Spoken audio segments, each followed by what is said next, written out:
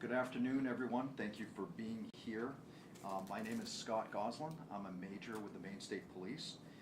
Maine State Police called this press conference in conjunction with the Federal Bureau of Investigation to help bring attention to the disappearance of 14-year-old Stefanie Damron. Stefanie was last seen on September 23rd, leaving her home in New Sweden on foot and walking into the woods behind her home. Stefanie's family is very concerned for her safety, as are we. And to our knowledge, Stefanie does not have current access to electronic devices and has limited access to social media. We are looking for help from the public in order to maintain a vigilance for Stefanie and to report any tips or leads that might be helpful to our investigation. Stefanie is a white female, approximately 5 feet tall, 130 pounds, with shoulder-length brown hair, green eyes, as last reported wearing blue jeans, long-sleeve blue shirt with black Harley-Davidson hiking boots. A photograph of Stefanie is available for publication, and you can see a picture here.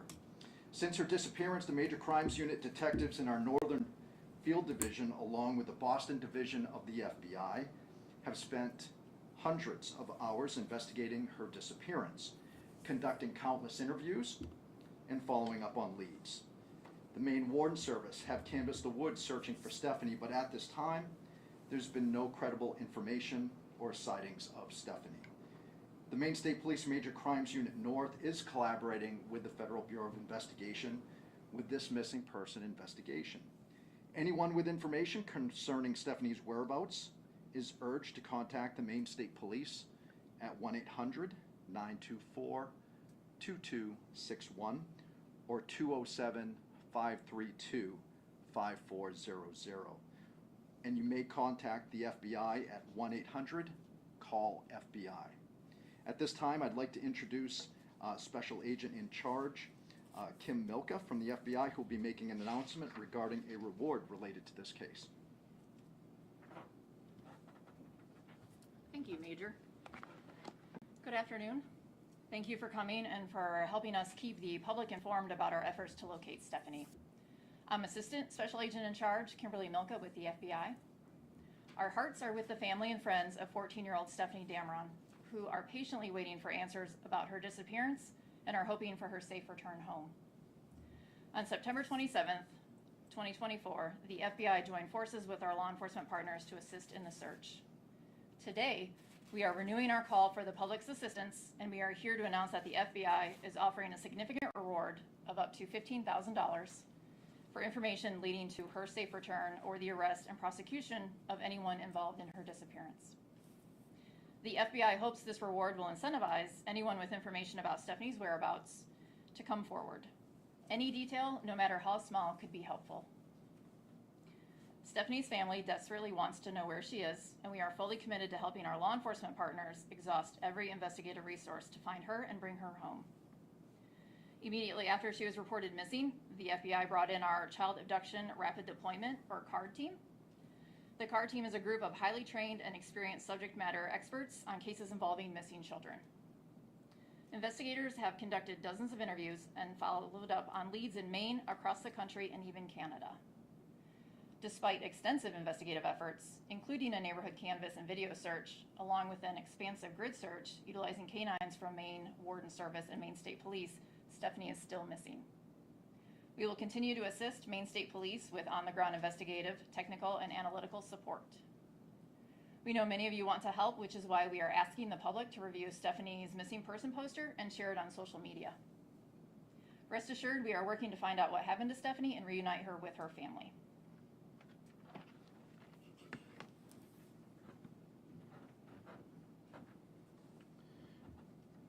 So we'd also like to take just a moment and thank the members of the public and the media for their continued attention to this case. Your efforts in keeping Stefanie's disappearance in the forefront of the community are invaluable, and we do appreciate your support as we remain focused on bringing her home safely. As you know, there are some investigative details and strategies that are unable to be shared at this time, but we will do our best to answer a few questions if you have them. Did she have a cell phone and leave it behind, or did she not have one at all? If did leave it behind. What does that tell you about this investigation? There were no devices taken with her at this time, and she did not have a cell phone. Had she run away before, and what is your hope that maybe that she's run away again this time, did somebody say? So this behavior has not been uncommon for Stefanie, which is why I think the family waited a little bit of time, gave her a little bit of time before calling the police immediately. And so, but in this case, for obvious reasons, since she hasn't turned up, we slowly ratcheted up all the investigative resources that are present, in that area today for this reason.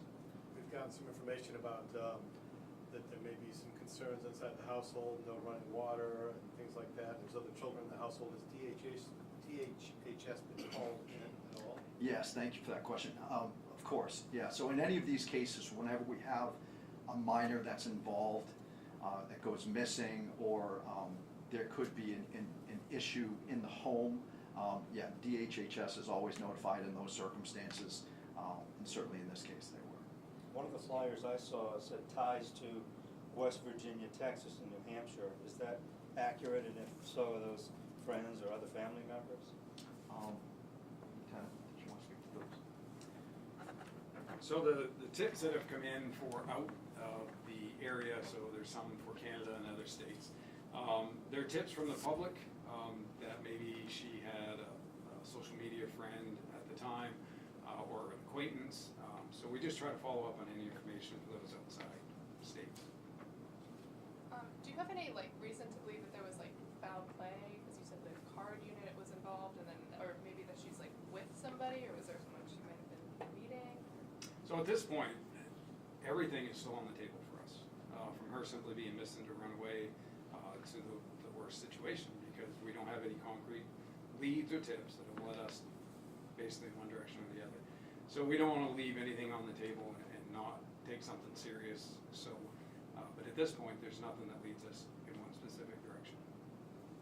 Was it verified that she went into the woods? I mean, did the dogs, or was there any sort of, hit? Other than the information that that's where she was headed, is the woods, and that is also past behavior as well. So you haven't uncovered any evidence about her possible whereabouts? We have. I know you guys waited a little bit to do that ground search, to do that extensive ground search, with members of the community. Do you guys think maybe you waited too late to do that in order for the dogs to get a scent, or what's the thought process on that? So the ground search with the Warden Service was only a few days after the fact. Typically in a missing person investigation, you start with the investigative leads, and then you call in the resources that you need. So it's a matter of following up. So no, I don't believe it's too late. And the wardens they'll do a grid search as well as, so it's more than just dogs, it's also humans as well. What about anything that has led to trafficking, sex trafficking? I mean, we're talking the northern part of Maine, which people think it doesn't happen there, but in your experience, has there been anything that could be connected to this? Again, all possibilities of what happened to Stephanie are still on the table. We don't have any specific information that that's what's happened, but we are trying to look into any tips that would lead us in that direction if we receive them. And because it's so far up north, I know you said you were searching Canada as well. If she was in Canada, how would that process move forward, looking for her? We would partner with the RCMP or the FBI also has resources that we can partner with other law enforcement to follow up on any information. And the FBI doesn't typically get involved with, say, a typical run-and-away case. So people might be asking, why are you here? Is it because the family is concerned, because it's been 2 months? Well, I think in any missing persons case, especially so close to the border like this, you're going to want to involve the FBI, especially in any missing persons case where we haven't taken anything off the table, nothing has been ruled out or eliminated. Crossing state lines is certainly in one of those possibilities, and of course that's outside our jurisdiction, so that's where we would really look for help from the FBI. Are there concerns she could still be in the woods, but in more danger with the falling temperatures and the snow this week? Of course, there's always that concern. I think our hope at the beginning of hunting season is that you know, a hunter might come across something that would lead us in one direction or the other. That has not happened. There is still a little bit of hunting time left up in that area, so I would, you know, highly encourage those hunters that are up there to be extra vigilant. Although this was like common behavior with Stephanie, was there anything that, you know, maybe the family indicated was different about maybe conversations or anything, like moments leading up to her leaving? Yeah, we're really not going to get into those investigative details about, you know, what was happening in her life in that day or two prior to, but at this point, again, everything is still on the table. Can you tell me if DHHS intervened at all, or anything that they may have done, if the children still in the home, the other children? No, I'm sorry, I can't speak to what DHHS is doing or they're involved. Well, you said she had a history of running away. I mean, how many times has she tried to run away? I can't speak to that but for saying it was not uncommon. This was not uncommon behavior for Stephanie. Was there a history of maybe mental health concerns or anything along those lines? I don't believe there was at this point. I don't believe that there was any history of mental health concerns whatsoever. But again, certainly, you know, we proceed with all of these cases as if, you know, anybody is under mental duress or anything like that. So if there was an issue, we certainly, you know, wouldn't do anything differently at this point. Did Okay.